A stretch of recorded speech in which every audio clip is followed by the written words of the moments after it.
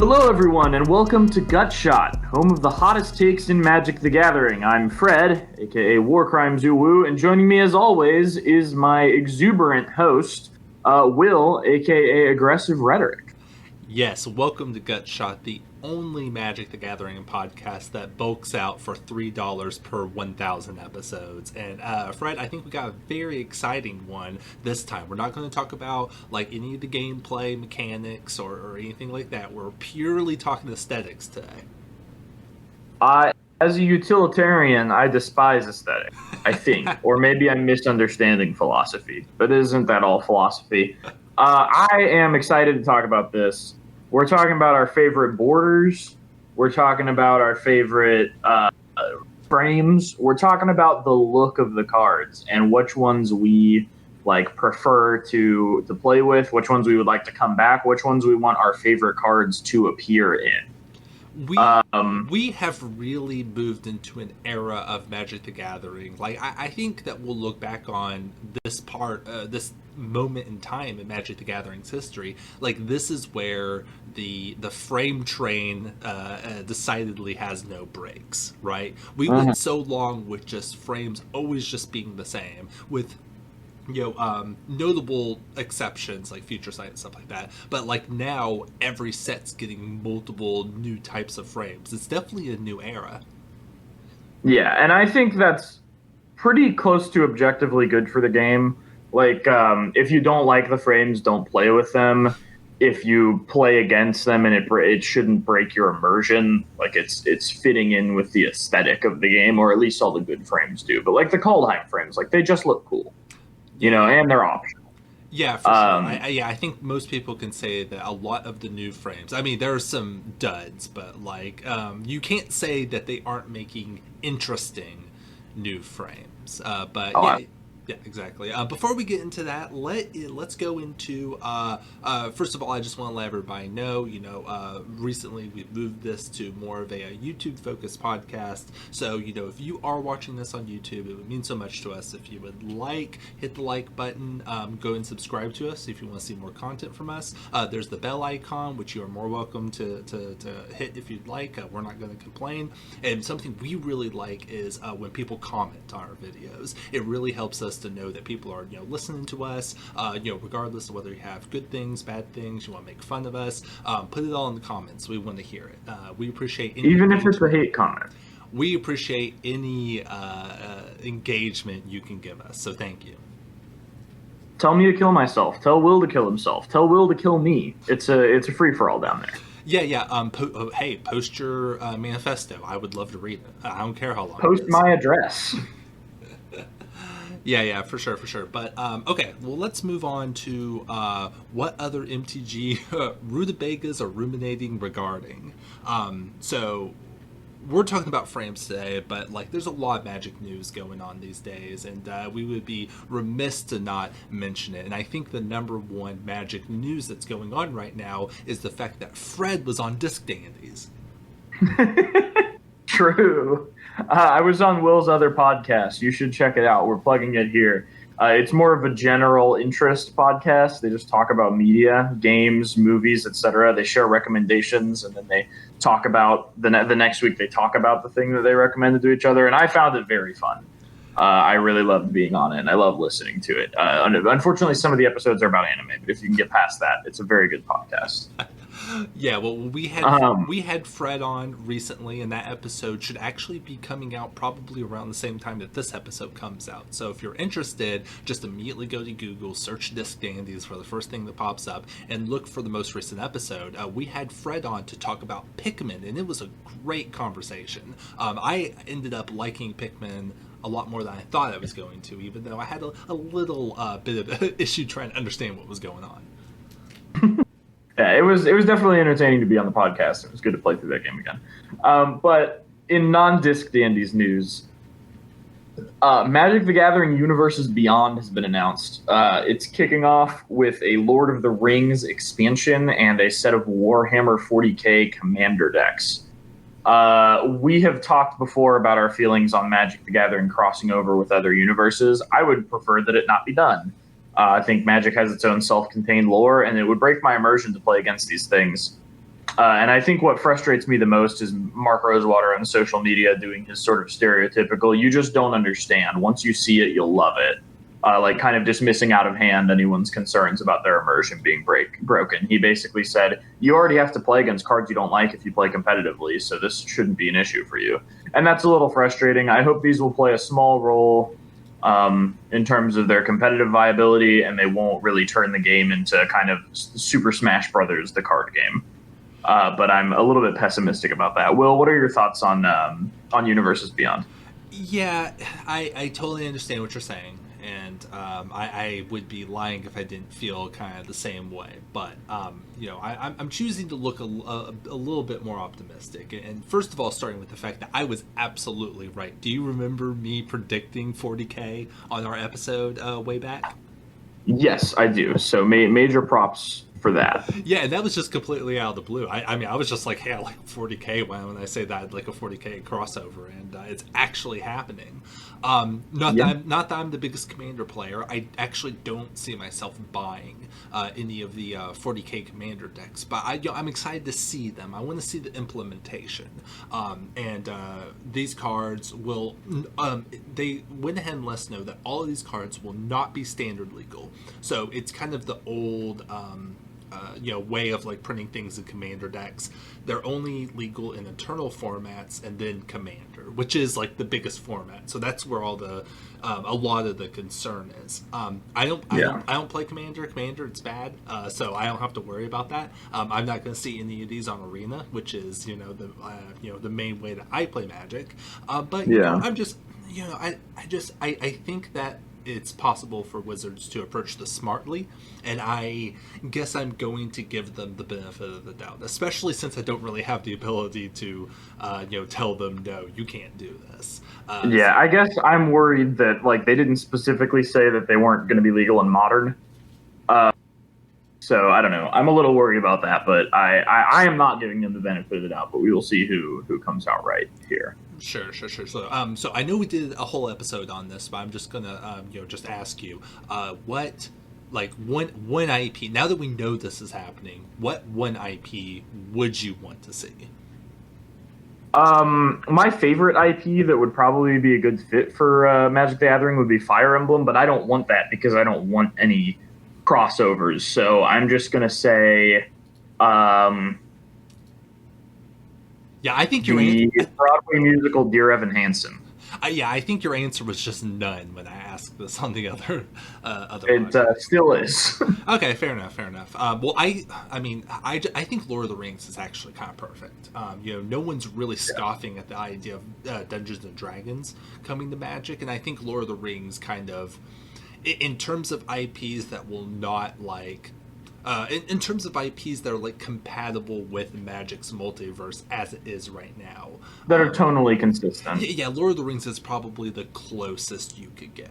But so we'll leave it at that. There's lots of ink spilled on this. If you want to hear more opinions about this, just go online, just go on Reddit. It's all there. But that's kind of the biggest thing that's going on in Magic. But instead of that, why don't we talk about something a bit more exciting, and that is interesting card frames. Yes, pet update. I dropped my Girl Scout cookies earlier, so there were little bits of chocolate on the floor, so I made the dog get in her crate, and she hasn't left yet, and I think she's in trouble, and I feel really bad. Or I think she thinks she's in trouble. Oh, okay. And I feel really bad. Did she eat chocolate? No. I made her go in her crate to make sure that she didn't get any chocolate. Oh, okay, good. I worry about that. I worry about my cat getting into my coffee. Like, he's never tried to before, but I think, man, if he drinks any of that coffee, it's probably going to poison him. Yeah, Maya ate a K-cup once, and she was just noited for like 2 days. Based. Yeah. So anyway, speaking of based, we're going to talk about Old Borders now. Not the store that was run out of business by Amazon, but the part of your card that surrounds the picture and has the text on it. Just as a little bit of warm up information here, I know that like the meme is that a lot of competitive players don't actually care what the cards look like. They don't care about frames. They don't care about art. They literally just want numbers and text on a piece of cardboard, and they would be more than happy to play the game. I'm definitely not one of those people. I think one of the things that really brought me to Magic was being a young kid and looking at the cards and thinking they looked so cool. And this would have been in the old frame era. So these were these were classic 7th edition commons like Llanowar Cavalry that were really capturing my attention. But the frames are important for a lot of players. It's not something we think about, but it sets the tone for what we're doing with our cards. They have a big impact on the way we feel about the cards, perceive the cards, and Wizards seems to really have been clued in on that recently, which is why they're pumping out all these new frames. I think one example, or I think one way that I know that this is true is that I can look at old frames from the past, like the one we're about to talk about, and it just brings such a wave of nostalgia for me. And I think that's all the proof I need that these frames that our cards are using mean a lot. And even if we don't think about it, these frames are important, and it's something that it's worth caring about and we're talking about. Yeah, I think so too. I think you said it really well. When I got into Magic, I got my uncle's old collection, so I do have some nostalgia for the very old border. Although I recognize it's probably not as cool as the new stuff. But I did soy face over the old border Monastery Swift Spear and Primeval Titan and Bloodbraid Elf that got leaked from Time Spiral Remastered. So I am not immune. But yeah, we all have our favorite borders, our favorite styles they've used recently. They've obviously, like Will said, they've ramped up recently in terms of how many different ones we've seen. But that just gives us more to make our favorites and to hope for them to bring back. So, Will, why don't you tell us about possibly the most controversial one on this list? Yeah, it might be. So I'm talking about white bordered cards in general. So for those of you who don't know, Magic cards originally have a black border, and the idea was that when cards were reprinted, way back in the 90s, when the first sets were coming out, reprints would have a different border to differentiate them from the original printing. So your subsequent core sets, like your 4th edition, 5th edition, all the way up to 9th edition, and then sets like Chronicles and some others, all had white borders to make sure that people knew these were reprints. And they were, I hate to say not well received. They kind of had a reputation, as kind of uglier than the black border. And Wizards kind of got in that train as well. With 10th edition, they decided to remove the white border and have all cards just be black border, which I think aesthetically looks the best. But if you are an older player like me, and white bordered cards were being released when you were coming up in Magic, and you were falling in love with these cards, you develop an attachment to them. 9th edition was a really important set to me. I started in original Mirrodin, but this was my first core set, and it just really spoke to me. It was very evocative. I fell in love with that set to the point where I was trying to actually collect an entire set of it. These white border cards, really invoke a lot of nostalgia in me. These white border cards are Magic for me, as silly as that is to say. It's just the white borders are a piece of Magic history that it's kind of unfortunate that they just exist in Magic's history now, and it's not something that we can still enjoy to this day. But it's a piece of Magic history I'll hang on to for a long time. Yeah, I definitely like them. I probably don't like them as much as the black bordered cards of right now, especially because white on silver would look awkward with the little rarity seal you get on cards now. But I will say, if I had to choose between $10 Modern Masters packs or Modern Masters packs that were the normal price, $4, but they had a white border, I would choose the latter in a heartbeat. Right. I think that being their reprint policy to like help maybe protect the value of the older versions of the cards, whatever that means, would probably be awesome if it led to, I know MSRP isn't real anymore, but like, $4 Modern Masters packs with white borders, I would, snap those up. I would be really happy to see that. Oh yeah, for sure. Something I've been thinking about a lot. I mean, I'm just repeating myself now, but something that I've thought about a lot is Magic has a very storied history, and Wizards seems to they're moving forward in some respects, but they're also kind of erasing the past in some respects. So like the removal of DCI numbers and just the deletion of that entire database. That was a huge piece of Magic history that's now gone. And I don't know. I these days, since I'm such an old player, I've been playing since 2003. Or I guess, 2003. I just find myself thinking about these artifacts of Magic's history and just, I don't know, wishing we could go back, so to speak. Yeah, I think I get that. I'm with you in like not trusting that every decision Wizards makes is a good one. I think it's okay for some borders to be experiments that happen once. But like also like Secret Lair has the opportunity to do like, you guys like Future Sight border, we're going to print 5 cards with Future Sight borders, Yeah. That's a good place to potentially do it. The promos, there's just all kinds of places where they could do this one-off for only the players who want it now. We're not in an era where like 4 sets come out a year and there has to be something for every Magic player in those sets. So I think we have more opportunities to experiment with stuff like that. Speaking of experiments, this is probably the most experimental card frame that Magic has used, I would say. I'm talking about Future Sight. Oh, yes. Very weird, very out there, but also, like I mentioned, this is classic now. I mean, it's been so many years. Like, this is a piece of Magic's history as well. What do you like about the Future Sight frames? I just think they're neat. I think it was cool that they had symbols for every card type that would go in the corner of this, in the top left corner of the Future Sight board. Most people fan their hand out left to right, so it turns out to be terrible to have the mana costs on the left side. You can't put an ultimatum in these card frames. You can't put Progenitus in these card frames. There's not enough little mana holes on the side. They kind of look like, I don't know, like they belong to some like one-off TCG that released one set that was going for like a futuristic look. I like them. I think they're anachronistic and weird and cool and fun. The Demon with Delve, I played that in Modern for a minute, and I played Future Sight ones. Future Sight and Archimedes. I just love this border.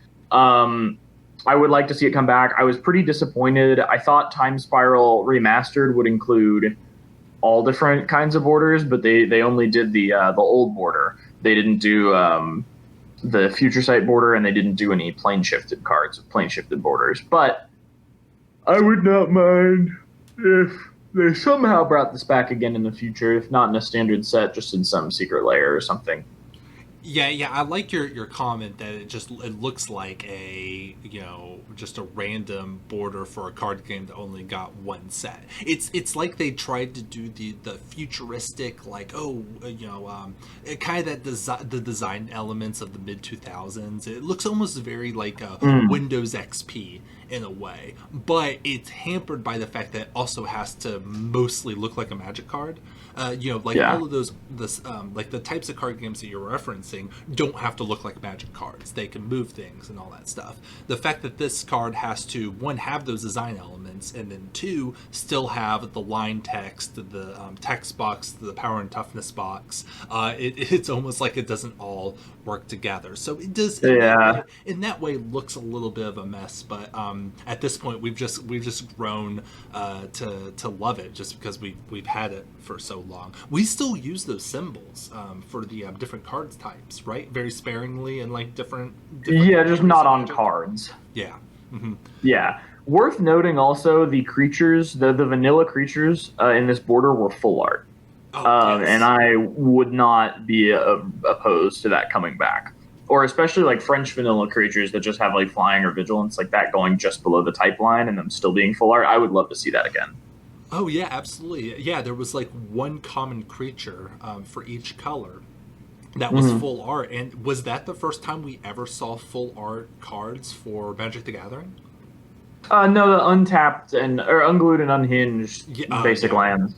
But yeah, it was not like every set type of thing back then. Sure, yeah. For sure. First non-land card. I think that's a pretty good milestone. Oh yeah, for sure, yeah. So that was a cool thing they did that they should maybe do that again. Speaking of cool things they did that they should maybe do again, you got the next one. Oh yeah. So these are the Kaldheim Showcase frames. So these are it's a little bit of like Norse like etching, engraving into wood that accompanies the frame, as you can see there. It looks very runic, lots of curly design patterns, and then those curls are colored. So we have a Narfi Betrayer King, which is a blue-black creature. You can see one half of the design elements are blue, the other half are black. And this and another one that I'm going to talk about, I don't really have. I mean, the design that's on it is cool. I think it's really cool how they did this. But I think what I mostly like is that this frame really makes it seem like this card is from the plane and not from the game, so to speak.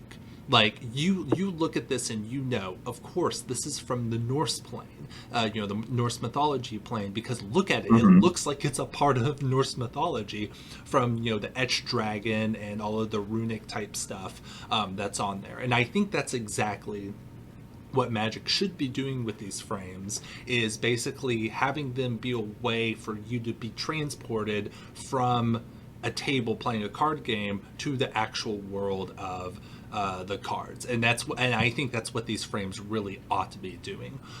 Frederick, when you look at this frame, do you feel like you're transported to the world of Kaldheim? Yes, I do. I couldn't agree with you more. I think they did a good job with this one. They did a good job with Eldraine, which I think we talk about later. But like, I really wish that they had done something like this for Theros, beyond just like giving the Planeswalkers their own. Yeah. Look, there was just a lot of there's a lot of potential, and I'm glad that they seem to be doing this with most sets now. And I think this looks really good. I think just giving them a unique flavor. I'm excited to return to older planes and see what they do with them. I was a little disappointed with the Zendikar Rising like landfall cards that they did that treatment for, because I thought they looked a little cheesy. But yeah, those looked bad and very colored. Like I didn't like the color washing that was on those. Yeah. Those needed a second chance, but I think they nailed it with these. Absolutely. This is like this type of frame, like these showcase frames that they'll do in the future. This is exactly the vibe that they should be going for. No more, no less. Yeah, I think I agree. So maybe the other most controversial pick for this list. Okay. This is Gutshot, the home of the hottest takes for Magic the Gathering. And Frederick, I think you have the hottest take we've ever had on the podcast here. So why don't you go ahead and dig your own grave here? I really liked the Amonkhet invocations. I wish that they were more accessible, that they weren't like Expedition rarity like every other box, because I'm never going to fucking own one. But like, I loved them. I wish I'd had a couple for my cube or for random like modern decks or whatever. I've chosen Dark Ritual here just because I think the effect is simple. Which, if you're gonna make most of the card illegible, it should probably have a short effect or at least be a well-known effect. I'm not gonna pretend that like the name and type line are easy to read. They are in fake hieroglyphics. Pretty hard to tell where the letters begin and the weird little symbols end, but I think it looks good. I feel when I hold one of these cards, on the rare occasion that I have, because again they were Expedition rarity, but when I held one of these cards, I felt like I was pulling a slab out of a pyramid, and I don't know, it looked pretty dope. I really liked them. I liked a lot of the art, and I'm glad they used some of the art on Arena when they added the remastered set. But yeah, I was a big fan of this border, and I hope that if we ever go back to Amonkhet, we get more of these, but like spread out throughout the rarities, so everyone can kind of experience them. Yeah, if we do, I'm willing to bet that's the route they go, is to do the more showcase and they get spread out. No, I actually think this is completely defensible. I kind of agree with most of the community when they, talk about their aversion to this card, but you got to be honest. Just like we talked about the call time cards, this is evocative. Like this is, I think that these are like where Wizards was like, oh, when we create these crazy frames and really, it gives us the power to transport the players exactly to the world. So this is like the first one that was like super, evocative, and you can see they iterated on this with, Kaladesh came first, right? Yeah, Kaladesh came before Amonkhet. Which those look nice. And they were connected to the plane, but I don't think anyone was thinking about the Kaladesh frame or Kaladesh plane when they looked at that frame. Yeah, I think my point still stands. I think this is like the very first one that's like super evocative of the world it comes from, and this is definitely the milestone in that trajectory. I would like to see him take a second pass at this, but yeah, you're absolutely right. These do definitely leap off the card. I'd love to see a couple more of these, maybe updated to modern sensibilities. But no, I think this is a defensible pick. Okay, they definitely pushed away from function and into form with these cards, and I think there's a space for that. You've got a lot of enfranchised players, and if they already know what the cards do, they like stuff like textless promos. Yeah. But like, so I think there should be a place for cards that look like this. With the Kaladesh inventions, like if you were a newer player and you pulled one of those, you could still tell what it did, and you didn't have to like sort of like strain your eyes or like read weird font. I did like the Kaladesh inventions, and I guess they kind of slipped my mind because I might have otherwise put them on this list. But I think I think the Amonkhet invocations deserve a lot more love than they got. I might need to buy some up. I might need to pick my favorite and get a playset because I don't think they're too expensive right now. Yeah, like get a Daze or a Dark Ritual or something for your cube. Just one of those kind of common and common cards. I think that'd be good. These yahoos are really going to be out here running 4 of textless cryptic command, and it'd be like, oh, I can't read Amonkhet invocations. Oh, yeah. All right, okay. Let's move on. And actually, I'm picking something that you just said you weren't a huge fan of. I actually love the Zendikar Rising Expeditions frame. You can see it on the screen here. I think a lot of the love for these is coming from the fact that a lot of these were just really sought after lands. As you can see, we have Scalding Tarn on the screen now, but I have to be honest, I actually really love the border from this. It really highlights that Hedron aspect of Zendikar. It has those lines kind of like Kaldheim did, where it's very easy. It's very easy to see the colors that are involved within the card through those design elements, and now that changes for all of the cards, of course.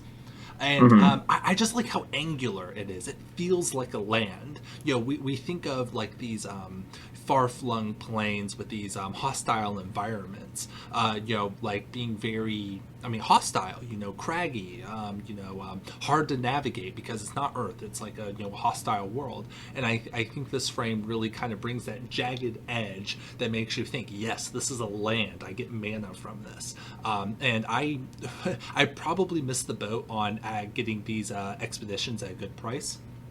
But I am still interested. If I were just going to buy fetch lands just straight up, I'd probably seriously look at what these non-foil, what these expeditions non-foil are, and I would consider paying the extra premium to get these instead of normal fetch lands. Have I convinced you that these look good? No. Okay. I do not like the angular designs. I don't like the geometric shapes. I do like that these were widely enough available that they put a slight dent in the price of fetch lands, and that I don't have to buy them because they're not the cheapest version. I do not like the angles. I think it looks like it's attempting to be futuristic in a way that I don't feel meshes very well with the aesthetic of the game. It doesn't look enough like the rest of my lands that it would like kind of stick out like a sore thumb when I'm setting it down there. Sure. Like Yeah, like I need my cards to look enough like my other cards that it doesn't look strange when I'm slapping them down on the table. And I think this definitely fails that test in a way that a lot of the showcases manage to still look like Magic cards. I'm just not a fan of these. I can understand why you like them, I guess. I don't know. I just feel like I liked a lot of the art on these, but I just didn't like the border. So, but the only place that art exists is in that border. Yeah, So I yeah, don't know. fair enough. And we also have to think, I didn't mention this, but technically these are full art. It doesn't look like it because there is a text box that is a very like a transparent gradient over the text, but you can see the art behind it. It is technically full art. And I do like that. Yeah, that's cool. Maybe they could have tweaked that a little bit, like maybe made the full artness more of a important thing. And the card, they definitely could have done that. I actually like the idea of the fetch lands looking visually different from the rest of my lands, because the idea is that you play them and then you crack them. And I think that looking a little different actually helps that a little bit. So I actually don't think that's a bad thing at all. But I totally understand wanting your cards to be cohesive. That was one of the reasons why people didn't like white border cards. They wanted all their cards to look the same, and of course they preferred the black borders, which were more aesthetically pleasing. So that same argument applies here. But I like these, and I know that I'm not alone on this one. I will say, I do wish they would get rid of the transparent or translucent gradient on the full art cards and just superimpose the words over the cards. Pokemon shows that it could be done. Their full art cards look gorgeous. If you don't play Pokemon, it's just like looking up what a full art Pokemon card looks like. They look really good, and the attacks and the energy costs and the damage and stuff they're just imposed over the art of the Pokemon, and those just look great. So I feel like it would not be too hard for Magic to sort of find that style, and I think that would look awesome on stuff like fetch lands or just premium versions of cards. I think that them pursuing that style would be really good, and I think the translucent gradient kind of does a disservice to the art usually. I think it looks kind of messy in most cases. Sure, yeah. So you actually have a very another one that I would say was a real stepping stone in Magic frame history. Why don't you tell us about your next pick? Yeah, so I wanted to talk about the Miracle border, and this is a case of a border really serving a function. You know, we've seen this with like the split cards and with the aftermath cards. I think this is a really elegant way to indicate, hey, stop when you draw this. You can cast it for cheaper, which is, of course, what Miracle does.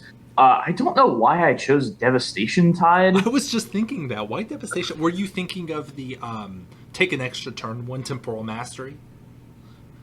No, because I know I picked this one, but I cannot remember why. I think it was just because I liked the art. Yeah. Yeah. Maybe there was some joke. I don't know. But no, this is not one that sees play. There's a legacy deck called Miracles that's blue-white that plays a few different Miracle cards. But yeah, I don't know why I picked this one, but I think I just like the art.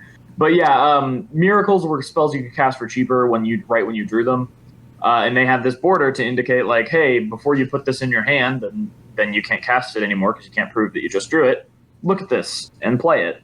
And I think it did I don't know if I like it aesthetically, but I think it did a really good job of communicating that. It looks different enough right when you drew it. And it had that arrow at the top, which sort of like communicates the sense of urgency. So I think it did a really good job at what it wanted to do.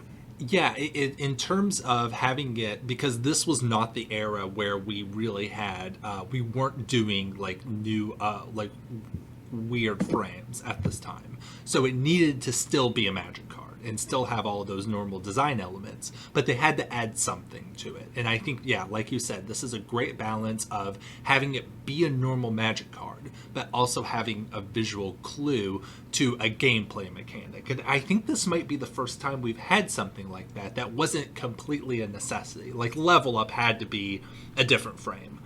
For reasons, but this was the first time where it was like this technically could just be a normal Magic card, but just to make the game better as a like a design element, or as like a gameplay design element, we're going to put an indicator on here to increase like the quality of gameplay. I think it's good that they experimented with this, and it was mostly a success. Yeah. I like it. They could have just not changed the border at all on these. Like you said, it wasn't a strict necessity, but I think it was a very good idea. To put, I think it was a very good idea to put this other border on here. Yeah, and it set the stage for other border innovations that we look back on and think were really good. Did the original? Oh no, this may not be true.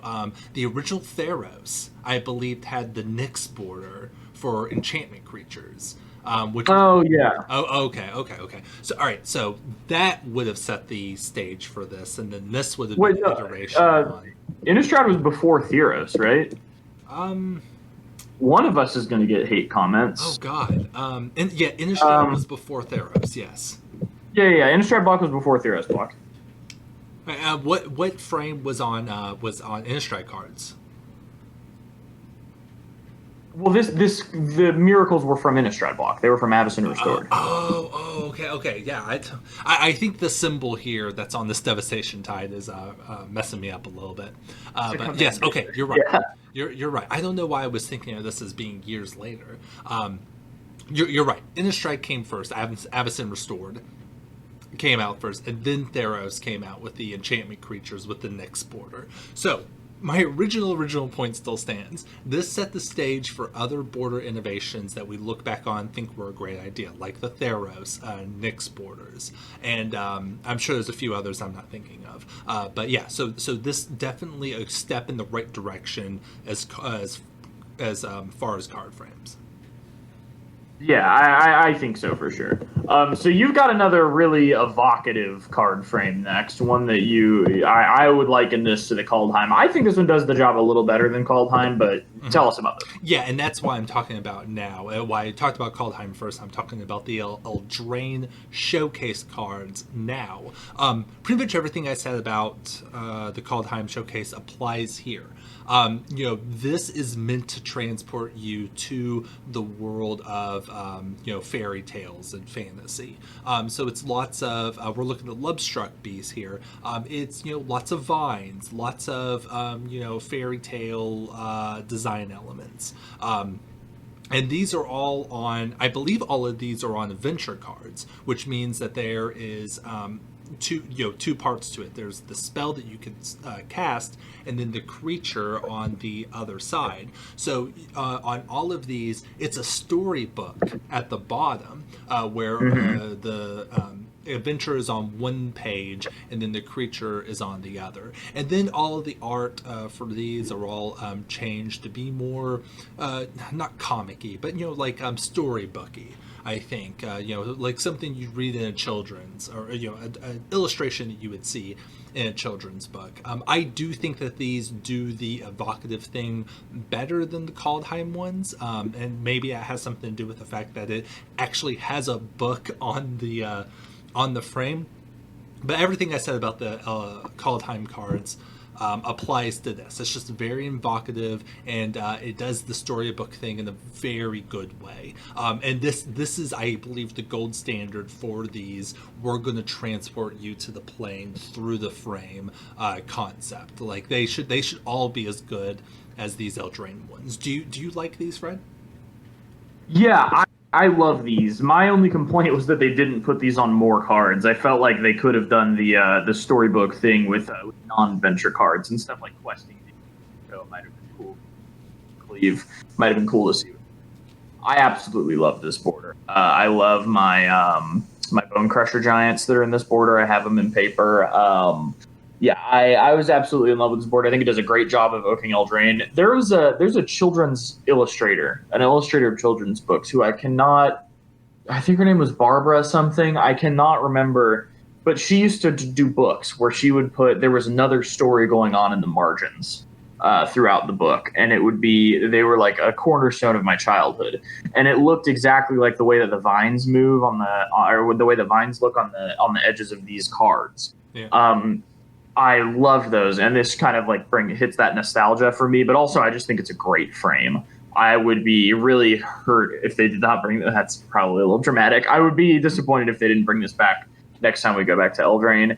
And maybe spread it amongst non-adventure cards because I think this border just looks really attractive. It's really, really neat. Really, whoever designs this, like, out of the park. Great border. Yeah, for sure. Not much else to say about it. It just looks great. It's very evocative, and they should keep this. This is the direction they should go in. And speaking of the direction they should go in, I believe your next one is a frame that we are getting very soon in the future, right? Yeah. It actually hasn't happened yet, but we are getting from the Biblioplex on the plane of Strixhaven. That means library, right? It's not a real word. Just say library. Okay, biblio is the prefix meaning book, and plex is like a prefix meaning a large place. Oh, okay, all right. So we know this is the Harry Potter. We know this is the Harry Potter plan. I'm pretty sure they just called it the library in Harry Potter. So, like, I don't know why we have to be making words just to mean cool looking old cards. Just call it the library. I don't know what they call things in Harry Potter because I'm not an anti-Semitic transphobe. For sure. They do. This is not the Harry Potter plane.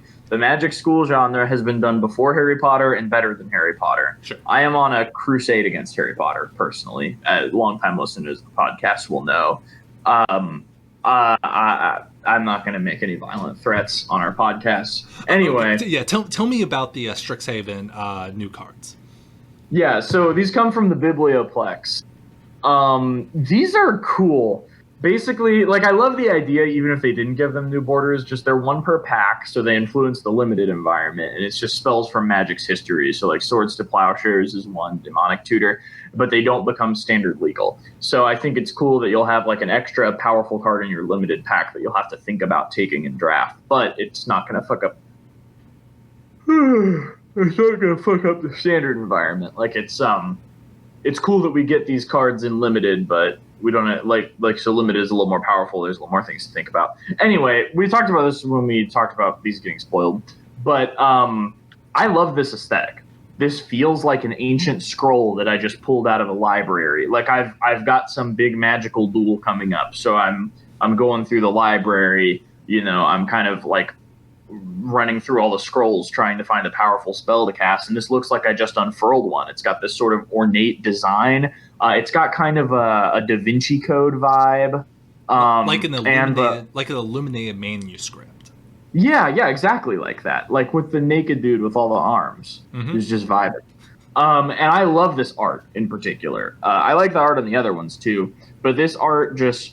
The way that the straight line sort of divides the edge of the piece from the focus of the piece, the way that the straight lines are contrasted with the circle that sort of makes a halo around the person's head. I love the design of the tattoos on her arm. I want a playset of these ops at least. This is beautiful. This is one of my favorite cards. So good job. Image is too low resolution for me to read the name of the artist. I love this. This is. I can see why you like this. I would actually say this is a direct descendant of the Amonkhet Invocations. I can look at this card and see. I can look at this card and see where they said, okay, here is where we messed up with the Amonkhet Invocations. Here is where we are going to fix that mistake. So like I could definitely see a lineage here. This looks great. I love the art style. I'm curious as to whether that's going to be a unified art style or like the frame will, I'm sure, be the same. But I wonder if all the art's going to have like that design theme. Like you said, she's got the tattoos. It's very flat. She has the halo, and stars behind her. I'm really curious to see how that goes. I don't think we have one here. Yeah, and also like just the fact that they're printing these old cards and you get one every pack. Like I'm really interested to see how that's going to go. But you know me, I'm a weep. So I'm like, what are the Japanese players getting that we're not getting? And we don't have one in the slides here, but there are going to be special versions of these in in Japanese, like ancient Japanese art style of these cards. I believe we've seen Demonic Tutor so far, and it looks pretty sick. So if you're into that aesthetic, you're going to have really cool Japanese-styled cards in the same vein, and I'm really excited to see what those are going to look like. Yeah, I like those as well. I definitely like them more than I like the anime Planeswalkers from War of the Spark. I do not like language-exclusive cards. I think that's really silly. Sure. And I think if they're going to do those, they should do them in every country that they release the cards in, but that's just me. But I do like them. My excitement is still high. I know I get really frustrated trying to get all of the Pokemon products that are exclusive to Japan, because they do a lot of that there. And I get that because they like the game is bigger over there and it's made over there. But like, I don't think there's really an excuse to make products exclusive to certain countries in Magic the Gathering. Like, it just doesn't really make sense to me. Sure, yeah, absolutely. But yeah, so this is upcoming, so we actually get to be very excited about this for a while, because we haven't seen much of what this is. So yeah, definitely increases my excitement knowing that there's a lot of cool stuff down the road that we haven't seen yet. So yeah, this is a great pick. I hope we get Lightning Bolt. I would be really excited. If we got Lightning Bolt, would you get these Lightning Bolts? Are these going to be standard legal? Well, I guess they could. No. Yeah, they couldn't. They're be, not. Right? Yeah. They just, correct, yeah. They just affect the limited environment. But yeah, just knowing that Lightning Bolt is lurking around in that limited format, man, that would be pretty cool. And also make it to where Lightning Bolt could possibly come into Arena, historic format, maybe. Some of these cards are being legal in historic. Some of them are just going to exist for the limited format and then be turned into other cards when you're done with your draft. Yeah, for sure. I'm gonna dream. Yeah. So. Yeah, if Lightning Bolt comes out with this treatment, would you play them? Oh, absolutely. Or would you stick with your classic ones? I would play the new ones, absolutely. Because I would too. Cool, I think because they're just cooler. Yeah, but and like a giant growth that reminds you what it does. Yeah, for sure. I will say that I don't play the M10 style Lightning Bolts. I exclusively play my super old. They're not like. They're not revised, but they're like 4th edition Lightning Bolts. I play those because they are white border, and I have such a nostalgia for those. But yeah, Strixhaven, lots of exciting stuff coming down the pipeline to be excited about. Yeah, absolutely. We've got another one, and you actually picked this one. I like it too, but... Right. So the Saga card type was recently introduced to Magic in Dominaria, I believe, and it looks a lot different than a normal Magic card. It's like a vertical card. They're all enchantments. They come into play. They get a counter, and then they accrue more counters. So they have stages. You play it. You get the first stage. Next turn, you get the second stage, and then the next turn you get a third stage, and then you sacrifice it. But since it plays so differently than other cards, we actually were able to change the frame to accommodate the style of card. And since we call them sagas, they're able to tell more of a story, and they've really experimented with the design of the card, but also the art on the card. Since it's a vertical type art now, these really tell a story, and I think that having the card frame be vertical really helps with that idea of the saga telling a story, and it also just gives you space on the card if you're using a counter to denote which section of the saga that you're on. There's even space on the card to move the counter onto whatever part of the saga you're on. In terms of like evocative storytelling, top-down design, in Magic, I think they really hit a home run with Saga, and a lot of that is due to the fact that they had the foresight to design this new card type, or this new card frame, to go with the new card type. How do you feel about the design of the Saga cards? Yeah, I think you know how I feel about sagas. Many of my favorite cards are sagas. I love the Eldest Reborn.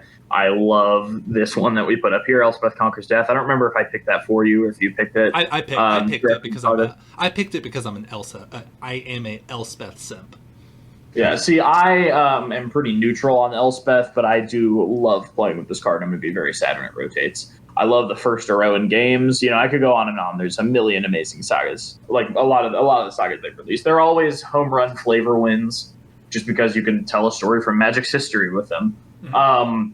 I will say I think the Saga frame is not like great in and of itself, but it elegantly solves a problem, which is that you can't put this much text on a standard Magic card. I'm not a huge fan of how the art is only on the right side of the card. I think this is the best way they could have solved. This is the least crappy way that Sagas could look, in my mind. But I am glad that they were able to bring us Sagas mechanically, and I understand that this is a necessity in order to do that. So I do like it. So you don't find the frame, like the way that it's designed, to be that evocative of storytelling. I think that's defensible. Yeah, I think if they did sort of like they did with the Eldraine, and like each of these was a piece of parchment, or if they did like a murder mystery plane and the sagas had like post-it notes connected by thumbtacks or something for all the steps. I don't know. If they did something like that, it could be cool. But I think in the form that it's in right now, it doesn't evoke storytelling. It looks like kind of like a grocery list, I guess. Sure. Yeah, I guess I can't agree with that. I do think this is very evocative of storytelling, and you're right. We haven't seen a showcase version of a saga just yet that I know of. Maybe Kaldheim had a couple. I'm not sure. No, they did not. Yeah, for these, once a saga gets a showcase frame, then I want to touch back and see how you feel about that particular design. I think I would love it. Right, for sure. Yeah. But yeah, so sagas I think were great all around, and that was my last pick. Lots of Magic history there. We have one more pick from Frederick, and I am not surprised that you picked this one. Why don't you tell us about your last pick? Yeah, so I miss Game Day a lot. I thought it was a really fun thing. I know they changed the name, and then I think they stopped doing it. But they stopped giving away these promos for sure. And they were really fun. You got one for playing, and then you got one for making top 8. The one for playing was an uncommon from the set, and the one for top 8ing was a rare. And they were just full art. Some of them were foil. And they did, I mentioned earlier, I think they should do away with the like translucent fades with the text over them and just superimpose the text over the art so you get more art, because it's not really full art if half the art looks like it was whited out. And I think this Yahani's Expertise right here looks awesome. It's a great example of exactly what I would like full art cards to look like. And, they did one for this. They did one for Skyship Stalker. They did one for some terrible creature from Kaladesh that no one gives a shit about, that has the thing where you could either make 1/1s or put counters on it. I'm getting ahead of myself. This border looks good. I think this is the cleanest way to do full art Magic cards. And I wish that these were more widely available. Like if a lot of promos looks this way, I don't know if I would need you to be able to pull cards like this from packs, but like, I don't know. I just like these full arts. I think they look clean. I think they look like a Magic card. And I think they just, they let you take a good piece of art like this one here, and just, make that the focus of the card, especially on cards that kind of define standard formats that everybody's going to know what it does. Like Unsubstantiate got one of these, Yeah, for sure. This card looks great. You have Yahani's Expertise here. I agree. I think that this type of card is perfect for promos. I probably wouldn't want these in packs. I would want these to be like, hey, if you go to this tournament and you be a part of the community, you can get something that is clearly cooler than what is in the packs. I like that. You're right. This it just being all art and then the text superimposed onto the art looks great. Like this is a perfect example of how they can do this and it look really good. This card just looks gorgeous and is definitely in its old border it's full art in this. Let me retry that. It's full art, but in an old style border, so this almost feels a little nostalgic in of itself, right? This is like clearly like how Magic used to do full art. So it's even kind of a throwback in that sense. So that's definitely something that Magic could hang on to and be a draw for older players to, continue to keep playing Magic, because they can get these cards where the design kind of harkens back to old school Magic. So there's something there. Yeah, I think they could do this with like straight up old border, like they brought back for Time Spiral. Like if they did full arts in that setting, I think that could look good. I think there's a lot they could do with this design, and I would like to see more of it. I would like to see more showcase cards just be full art. Yeah, for sure, for sure. I will say, game day. I never participated in game day. I thought it was kind They of were always standard.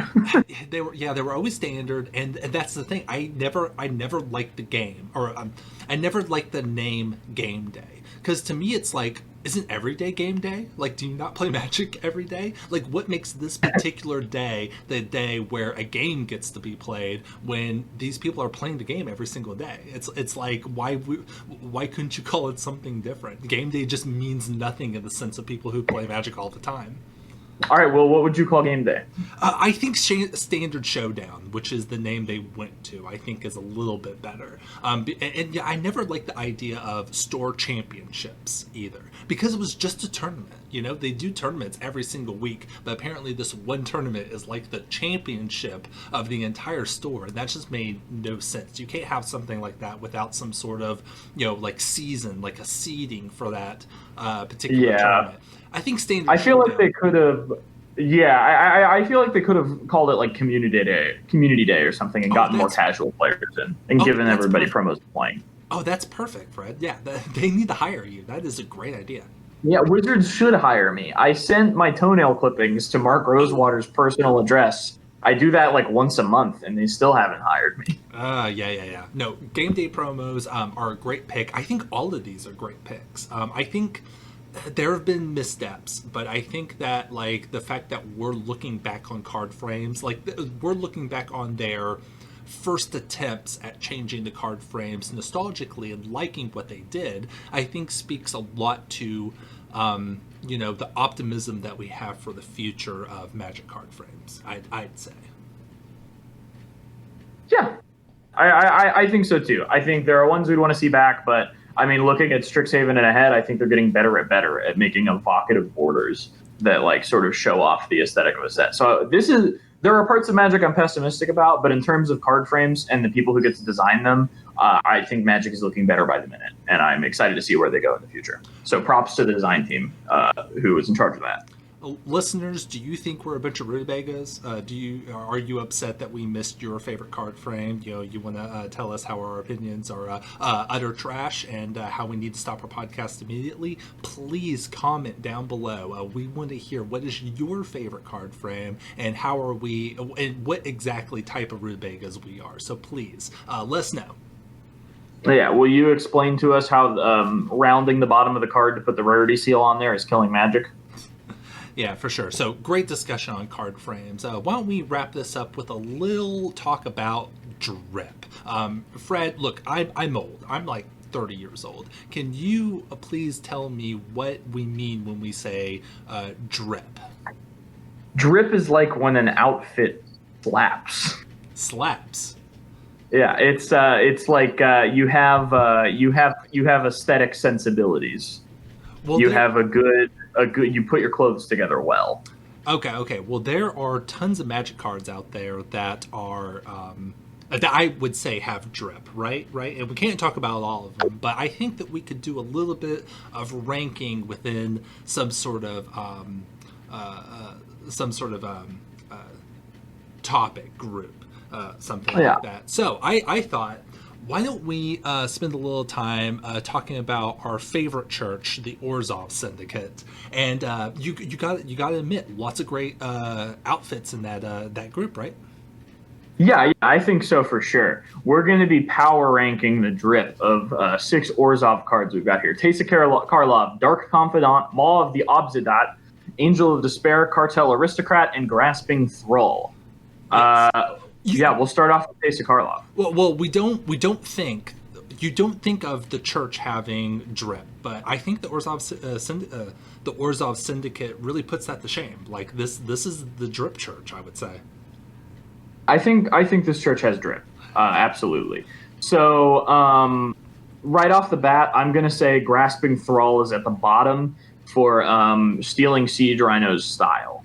He has ripped his drip off of Siege Rhino completely. Your opponent loses 3 life, you gain 3 life was fresh when Siege Rhino was doing it, and Grasping Thrall is just posting cringe. But The mask is good though. Like just that solid brass mask just looks so good. Probably should go to the dentist. That smile isn't doing them any favors. But yeah, I would say he's probably the like most physically attractive person out of all these cards. And the grasping thrall. Yeah, grasping thrall. So I think that really goes a long way. His fit, it's pretty good. It's just a skin. Yeah. Right. Yeah, so Cartel Aristocrat next. Okay, yeah. I think this is very classic. This is like the closest we can actually get to church wear here. And fancy hats, always a plus in my book. Yeah. When you look at icons of drip, you're talking Playboy Cardi, you're talking Lil Yachty, you're talking Pope Francis. Mm-hmm. And I think that Cartel Aristocrat is really serving the latter. Oh yeah. I like the big lemon wedge hat. Definitely contributing to the drip factor. Yeah. As the YouTubers say, she is serving a look, so to speak. I've only heard that on ContraPoints. For sure. Yeah. Well, Angel of Despair. I have to say, having the shaved head and those very dangly earrings, that is definitely a look as well.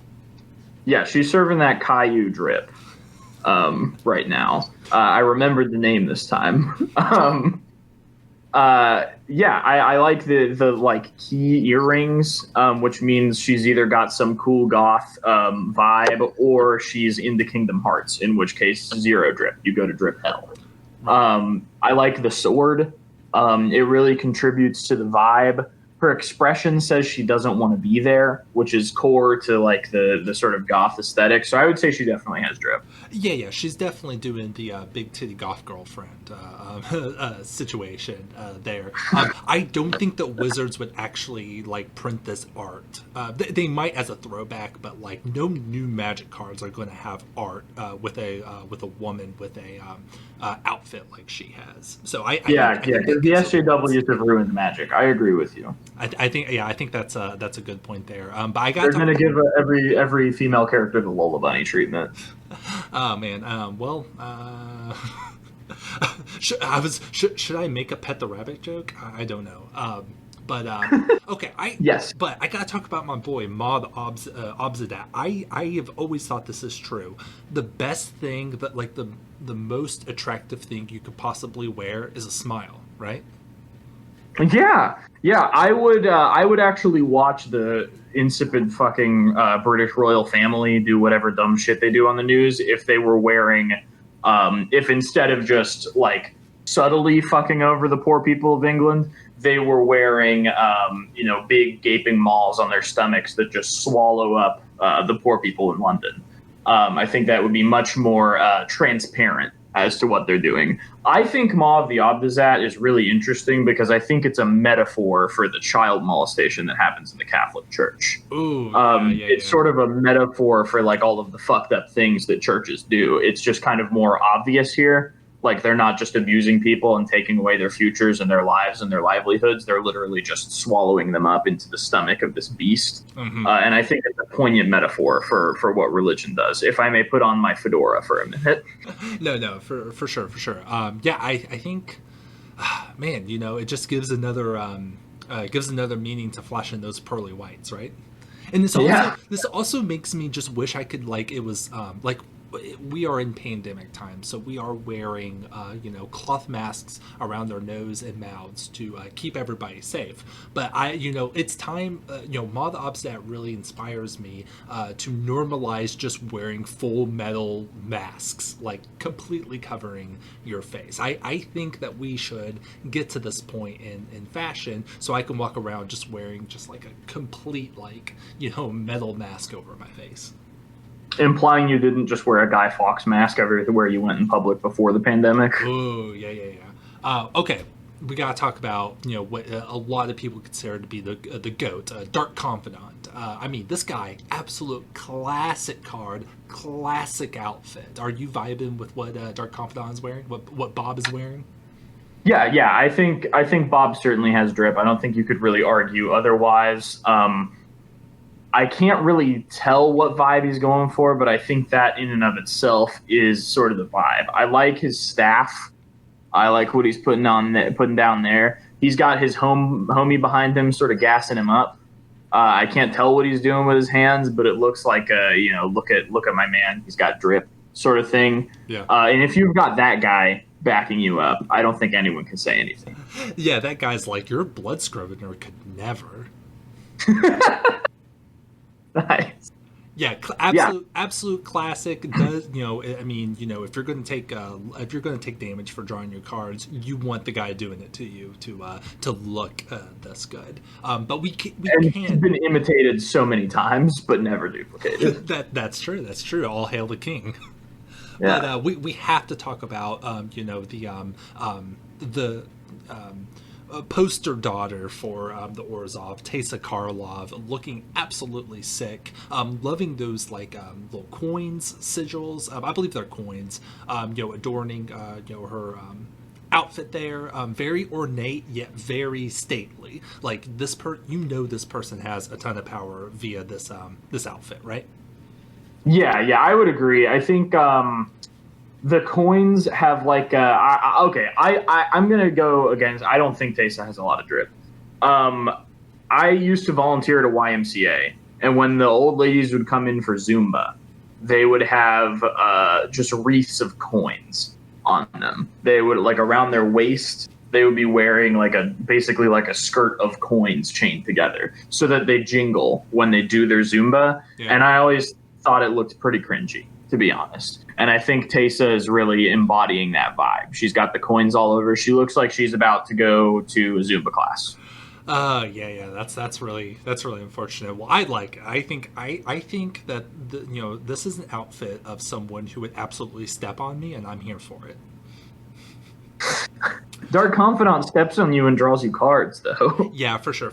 Okay, so to wrap it up, I want to hear your list, but I think that from what I'm looking at here, I think it's got to be number 1, Dark Confidant, number 2, Maw the Obsidian, number 3, Teysa, number 4, Angel of Despair, number 5, Cartel Aristocrat, and I'm sorry, Thrall, man, I love you, but you're number 6, Grasping Thrall, number 6. All right, I think I would have to go number 1, Grasping Thrall, number 2, Dark Confidant, number 3, Maw of the Obdazat, number 4, Cartel Aristocrat, number 5, Angel of Despair, and number 6, Teysa Karlov. Man. Okay. I will continue to do a podcast with you, I guess. That's all we can hope for at the end of each episode. And speaking of that, I think we're here. How you feel about ending this one? Yeah. I'm going to be ending this episode actually with something a little bit special. Sure. So this will be a dramatic reading of my erotic Magic the Gathering fan fiction, Trampled by the Siege Rhino. The hot Abzan sun beat down on my scales. Oh, okay. We're done. All right. Thank you for listening to this episode of Gunshot. If you're watching this on YouTube, it means the world to us. I saw the rhino ahead of me and subscribe to our channel. Massive. Me at Aggressive Rhetoric. Frederick is at War Crimes Ubu on Twitch. Swinging between Fred SB on Twitter. And you can follow the show on Twitter I wonder if I could outlast him.